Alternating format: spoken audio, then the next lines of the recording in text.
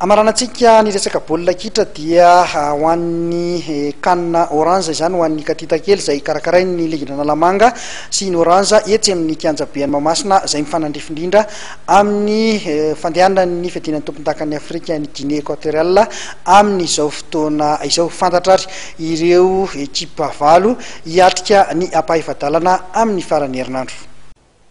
Fantatra ireo ekipa valo hiatrika ny ampahavadalana eo amin'ny kanina orange ho an'ireo katita kely izay lalao baolina kitra tanterahana eto amintsika mifanandrifindrindra amin'ny fiadinan'ny tompontakan'ny Afrika izay karakarain'ny orange sy ny Ligue Analamanga. Toy izao avy ary ireo tafavoaka tamin'izany faninanana izany.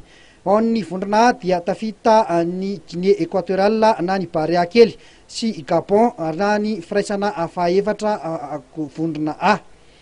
Ao amin'ny vondrona B kosa dia Zambie izay mitondra ny avy eto Analamanga sy ny RD Congo avy any Sabotsynamena no tafavoaka hiatrika ny ampahavadalana.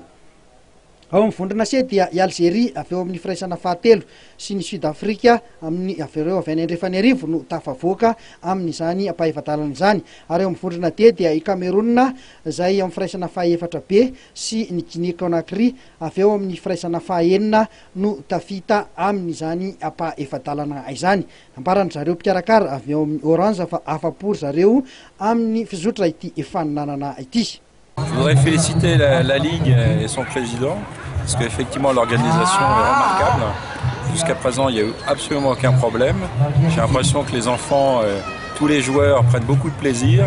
À regarder jouer, on prend énormément de plaisir aussi. On a l'impression d'avoir de futurs petits professionnels en face de nous. Et ça fait, voilà, on est très contents. C'est vraiment la joie, c'est vraiment la fête. Les objectifs sont atteints parce qu'on veut que la canne orange et la canne orange kitsch ici à Madagascar soit une fête, une joie pour tout le monde, et c'est le cas aujourd'hui. Amin'ny asabotsy zao no tanterahana izany lalao ampahavadalana izany sy ny lalao manasa-dalana. Ny alahady kosa no tanterahana ny feditoerana fahatelo sy ny lalao famaranana.